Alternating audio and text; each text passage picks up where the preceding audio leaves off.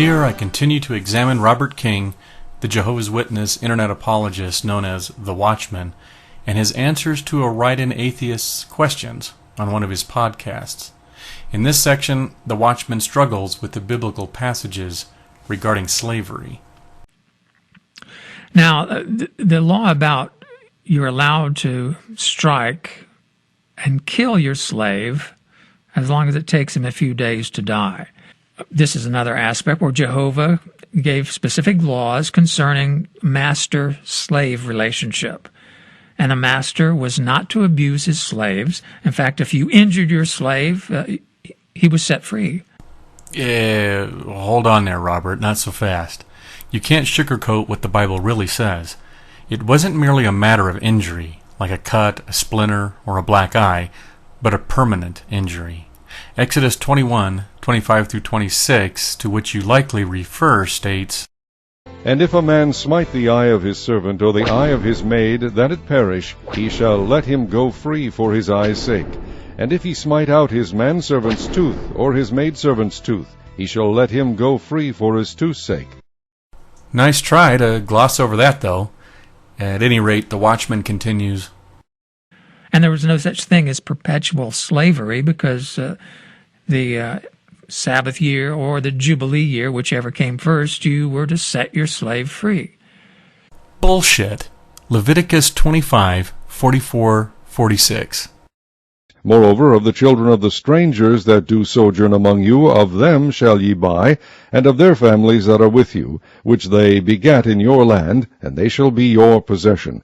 And ye shall take them as an inheritance for your children after you, to inherit them for a possession. They shall be your bondmen forever." And Exodus 21:2-6. "If thou buy an Hebrew servant, 6 years he shall serve, and in the 7th he shall go out free for nothing. If he came in by himself, he shall go out by himself. If he were married, then his wife shall go out with him. If his master have given him a wife, and she have borne him sons or daughters, the wife and her children shall be her master's, and he shall go out by himself. And if the servant shall plainly say, I love my master, my wife, and my children, I will not go out free, then his master shall bring him unto the judges. He shall also bring him to the door, or unto the door post. And his master shall bore his ear through with an awl, and he shall serve him forever." So indeed, there was perpetual slavery. If the slave were purchased from a nation outside Israel, they were permanent slaves, inheritable by the original owner's children. If the slave were of Hebrew descent, granted he could go free on the Jubilee year, so long as he wasn't married, had married before his captivity, or chose to leave his wife and children, those given and born to him while in slavery, behind. Some choice. And, of course, if you killed your slave, then you were to be put to death. What Bible is this guy reading? Where does it state that if an owner kills his slave, that he himself is to be put to death? Exodus 21:20 merely states, "If a man smite his servant or his maid with a rod, and he die under his hand, he shall be surely punished." That's it, friend. Punished doesn't mean death. Nonetheless, the Watchman goes on, But Jehovah did make an exception. Let's say that a master did strike his slave, but he did not use a lethal weapon. He didn't use a rod of iron, it specifies, or a stick or stake.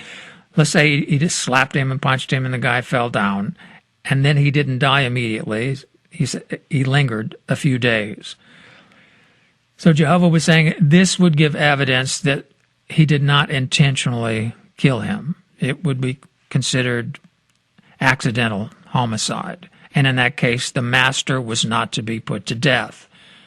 So that seems reasonable to me. It wasn't a license for masters to kill their slaves. Quite the contrary. Well, I agree that the Bible was not granting license for masters to kill their slaves, but that's not the point, is it? The practice of slavery by the ancient Hebrews and condoned and codified in the Bible is not the only problem here. It is the treatment of human beings as property, and the deity's unwillingness to inspire equality between human beings in the text. You'll find apologists like Glenn Miller of the Christian think tank try to place these biblical passages into the cultural and historical contexts of the ancient Near East. But that can only be partly helpful, as we are dealing with a text believed to be a manual for humankind, dictated by humanity's divine creator. These are the rules the Creator wished us to live by. Apologies penned by those like Miller go well with an approach to the text as a wholly human document, but ring hollow if the text is supposed to be timeless and divinely inspired. Glenn points out that slavery in the ancient Near East helped curb poverty by providing employment for those who otherwise wouldn't have found work elsewhere. But is that any reason to treat these individuals as less than a free man? The Watchman wants us to believe that the treatment of a slave was equal to that of a free man. If a slave is killed by his master, then his master's life is to be forfeited. But that isn't what the Bible says. It says that if a man kills his slave, he is to be punished. In contrast, the Bible says that if a free man is killed, whoever does the killing is himself to be killed. The command is very explicit, and the phrases used for what happens to someone who kills a free man or who kills a slave are completely different. In Exodus 21:12 it clearly states, "Anyone who strikes a man and kills him shall surely be put to death." But if the man is a slave, Exodus 21:22 merely instructs, "If a man beats his male or female slave with a rod and the slave dies as a direct result, he must be punished." Clearly, must be punished is not the same as put to death, regardless of how badly Watchman wants it to. The Bible is very clear. Slaves are property, and the life of the slave is not equal in value to the life of a free man.